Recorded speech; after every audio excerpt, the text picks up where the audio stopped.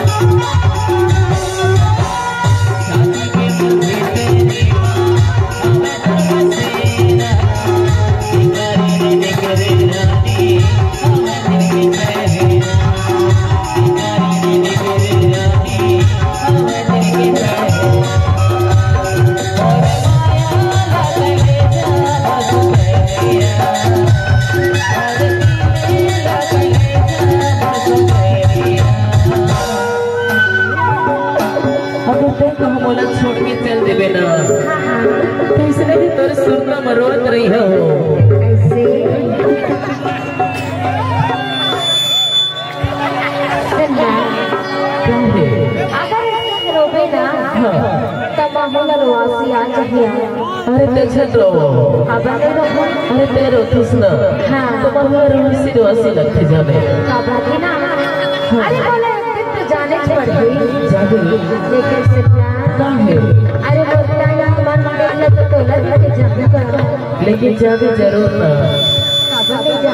अगर कहूँ तो सुन देवे ना हाँ तो इसलिए कोनो कोनहु में बैठ के तू सुर का मरवत रही हो सही में अच्छा मैं करता हूँ लेकिन मेरा भरोसा नहीं होतेगा ऐसे भरोसा नहीं होते बाबा ना हाँ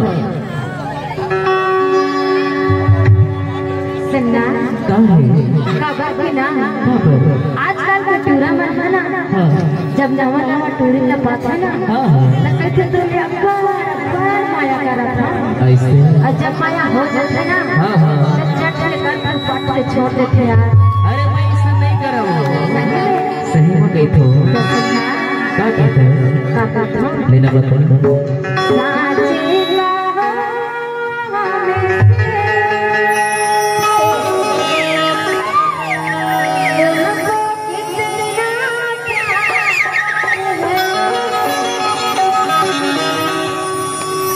आशिका हो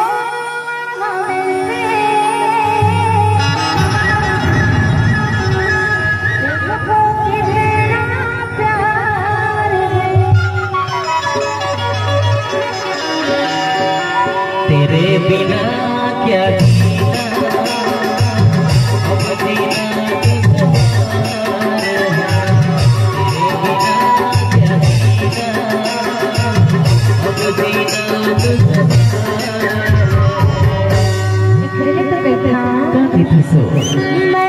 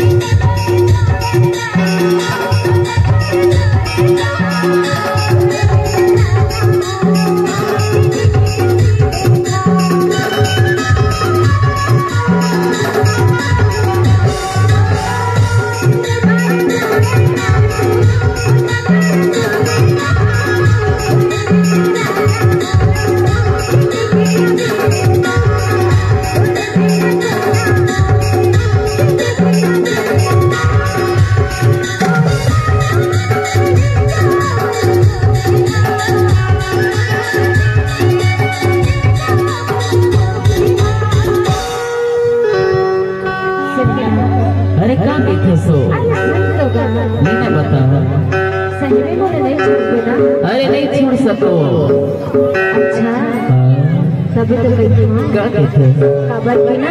हाँ हाँ अरे तुमने मुझे अब्बार माया करा था।